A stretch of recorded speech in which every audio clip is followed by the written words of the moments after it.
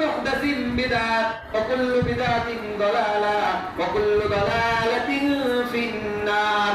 নবীজি বলেন, ও আমার উম্মতেরা শুনে রাখো, আমি নবীজি যখন আছি আমার সকল হাদিস কোরআন তোমাদের মাঝে রয়েছে, আমি থাকবো না তোমাদের মাঝ পর্যন্ত এগুলো পৌঁছাইবে। ও আমার উম্মতেরা শুনে রাখো, ওয়া কুল্লু মুহদাসিন বিদআত ওয়া কুল্লু বিদআতিন দালালা ওয়া কুল্লু দালালাতিন ফিন্নার। নবীজির যুগে এরকম বিষয় ছিল না। নবীজি আমল করে নাই, সাহাবায়ে কেরাম আমল করে নাই, তাবিঈন আমল করে নাই, তাবিঈন আমল করে নাই, আইম্মায়ে মুজতাহিদিন যারা ছিলেন তারাও আমল করে নাই। এই বিষয়ে এমন একটা নতুন জিনিস যদি আবির্ভাব করে আপনাদের সামনে আমি যদি বলি, এই জিনিসটা আপনারা আমল করেন, সওয়াব হবে। এটা একটা নতুনত্ব যেটা নবীজির যুগে ছিল না, সাহাবায়ে কেরামের যুগে ছিল না। এটা হলো বেদাত। আর যারা বেদাত করবে, কুল্লু মুহদাসিন বিদআত ওয়া বিদআতিন দালালা, নবীজি বলেন প্রত্যেকটা বেদাত মানুষকে গুমরাহির দিকে নিয়ে যায়। কোন দিকে নিয়ে যায়? জোরে বলেন, জোরে বলেন, আওয়াজ নেই কম নেব। কোন দিকে নিয়ে যায়? যেটা নবীজির যুগে ছিল না, সাহাবায়ে কেরামের যুগে ছিল না, তাবিঈনদের যুগে ছিল না, এগুলা প্রত্যেকটা হলো নতুনত্ব। আর প্রত্যেকটা নতুনত্ব মানুষকে গুমরাহির দিকে নিয়ে যায়। ওয়া কুল্লু মুহদাসিন বিদআত ওয়া কুল্লু দালালাতিন ফিন্নার। আর প্রত্যেকটা বেদাত মানুষকে জাহান্নামের দিকে নিয়ে যায়। নাউযুবিল্লাহ, জোরে বলেন নাউযুবিল্লাহ। এই জন্য যেটা নবীজির যুগে ছিল না, যেটা সাহাবায়ে কেরামের যুগে ছিল না, যেটা তাবিঈনদের যুগে ছিল না, তাবিঈনদের যুগে ছিল না, আইম্মায়ে মুজতাহিদিনদের যুগে ছিল না, ওইটা আমরা কখনো অনুসরণ করব না। ঠিক কি না? ওটা অনুসরণ করব করব না। তো আল্লাহ তাআলা মহান রব্বুল আলামিন নবীজিকে পাঠাইছেন। নবীজির এই জন্মদিন নবীজি পালন করেন নাই। নবীজি কি করেন নাই? যারা আওয়াজ দিতে হবে, আমি এত জোরে জোরে কথা বলতেছি, আপনারা সবাই মিলে একটু আওয়াজ দিতে পারবেন না? নবীজির জন্মদিন নবীজি পালন করছেন? নবীজির জন্মদিন নবীজি পালন করেন নাই। নবীজির জন্মদিন সাহাবায়ে কেরাম পালন করেন নাই। নবীজির জন্মদিন তাবিঈন পালন করেন নাই। নবীজির জন্মদিন আইম্মায়ে মুজতাহিদিন যারা ছিলেন তারা পালন করেন নাই। নবীজির জন্মদিন চার তরিকার ইমাম যারা ছিলেন তারা পালন করেন নাই। বিভিন্ন বুজুর্গানে দিন তারা পালন করেন নাই। আর নবীজি সাল্লাল্লাহু আলাইহি ওয়াসাল্লাম হাদিসের মধ্যে বলেন, খায়রুম উম্মতি কুরনি সুম্মাল্লাযীনা ইয়ালুনহুম সুম্মাল্লাযীনা ইয়ালুনহুম সুম্মাল্লাযীনা ইয়ালুনহুম। বলেন, ও আমার সাহাবায়ে কেরাম শুনে রাখো, তিনটা যুগ সবচেয়ে উত্তম। কয়টা যুগ? তিনটা যুগ। যারা বলেন কয়টা যুগ? তিনটা যুগ সবচেয়ে উত্তম। এক নাম্বার হলো আমি নবীজির যুগ। আমি নবীজি যে যুগের মধ্যে আছি এই যুগটা হলো সবচেয়ে উত্তম। আমি নবীজি দুনিয়ার মধ্যে থাকবো না, তখন সাহাবায়ে কেরাম দুনিয়ার মধ্যে থাকবে। এই সাহাবায়ে কেরামের যুগ উত্তম। দুই নাম্বার। তিন নাম্বার হলো সাহাবায়ে কেরাম যখন দুনিয়া থেকে চলে যাবে তখন তাবিঈনরা আসবে। এই তাবিঈনদের যুগ উত্তম। এই তিনটা যুগ হলো উত্তম। কিয়ামত পর্যন্ত আনেওয়ালা যত আমার উম্মত আসবে, এই উম্মতের মধ্যে কয়টা যুগ উত্তম? কয়টা যুগ? তিনটা যুগ।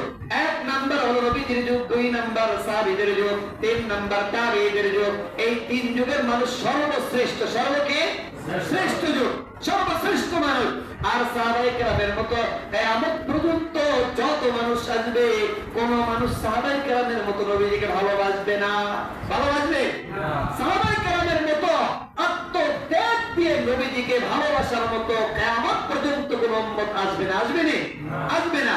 যেই সাহাবায়ে কেরাম নবীজিকে রক্ষার জন্য একজন সাহাবায়ে কেরাম প্রায় 70টা তীর খাইছে। খাইছে কিনা? প্রায় 70টা তীর যেদিক থেকে আসছে নবীজির সামনে ডাল হিসেবে দাঁড়ায় গেছে। কোনো কিছুই ছিল না। ভোগ পেতে লাগছে যে নবীজিকে একটা তীর খেতে দিব না, প্রত্যেকটা তীর আমার মুখে ঢুকবে, আমি মরে যাব, কিন্তু আমার নবীজির গায়ে এক ফোঁটা রক্ত জড়তে দিব না। ঠিক কিনা? এই তিনটা যুগ নবীজি বলছেন, তিনটা যুগ উত্তম। আমার যুগ, সাহাবায়ে কেরামের যুগ, আর তাবিঈনদের যুগ। আমরা এই তিন যুগ যদি খুঁজি, যত ওলামায়ে কেরাম আছে জিজ্ঞাসা করবে, নবীর যুগে নবীজি কখনো জন্মদিন পালন করেন নাই। সাহাবায়ে কেরাম নবীজিকে এত ভালোবাসতেন, জীবনের চাইতে বেশি ভালোবাসতেন সাহাবায়ে কেরাম নবীজিকে। নবীজি কোনোদিন এই ঈদে মিলাদুন নবী পালন করেন নাই, এবং তাবিঈন তারাও পালন করেন নাই। তাবিঈন তারা যারা ছিলেন তারাও পালন করেন নাই। আইম্মায়ে মুজতাহিদিন, এমনকি ইমাম শাফিঈ, আহমদ, হাম্বল, ইমাম বুখারী সহ যাদের কিতাবাদি গোটা পৃথিবীর মধ্যে বর্তমানে চলে, প্রত্যেকটা হাদিস তাদের মাধ্যমে আমরা পাইছি, একজন ইমামও এগুলা পালন করেন নাই। ঠিক কিনা? এগুলো আসছে করতে গেলে প্রশ্ন করতে পারেন, হুজুর এখন তো দেখি রাষ্ট্রীয়ভাবে পালন করে, বিভিন্ন জায়গায় পালন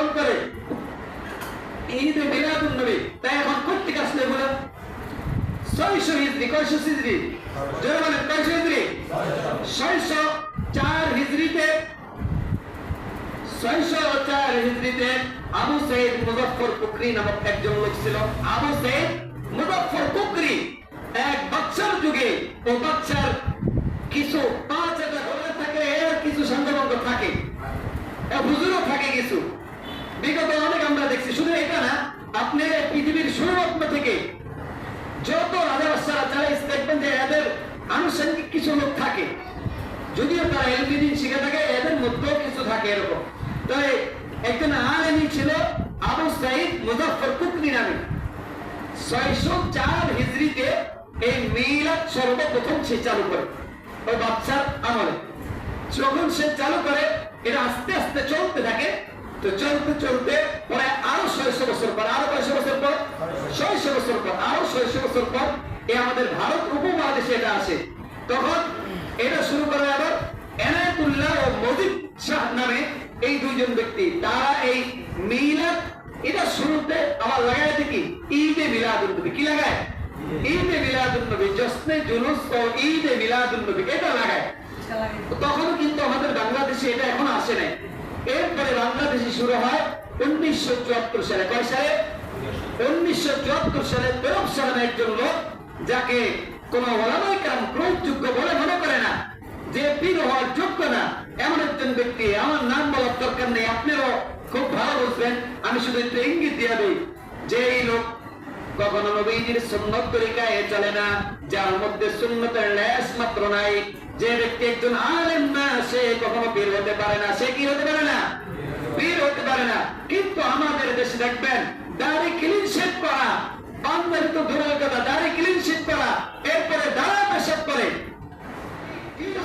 এই সমস্ত লোকেরা পীর দাবি করে। আর আমাদের মতো কিছু মানুষ আছে, কিছু মুসলমান আছে, আল্লাহ জানে এদের বাবার মধ্যে আল্লাহ কি দিছে, এদেরকে গিয়ে আর পীর মনে করে। নাউজুবিল্লাহ বলেন, নাউজুবিল্লাহ। তাই না?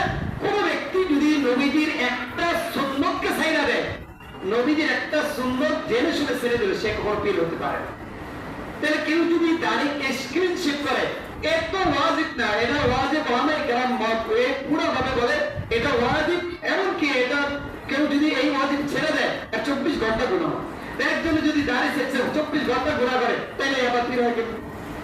যাই হোক, এরকম একজন পীর 1974 সালে বাংলাদেশে এটা সর্বপ্রথম শুরু করে। তার নাম হলো কি? তৈয়ব শাহ। আর এখন আবার তার ছেলে পাকিস্তানের মৌলতাহের শাহ। এইভাবে হলে ঈদ মিলাদুন নবী শুরু হইল। এই বর্ণাঢ্য মিছিল, ঈদ মিলাদুন নবী বর্ণাঢ্য মিছিল।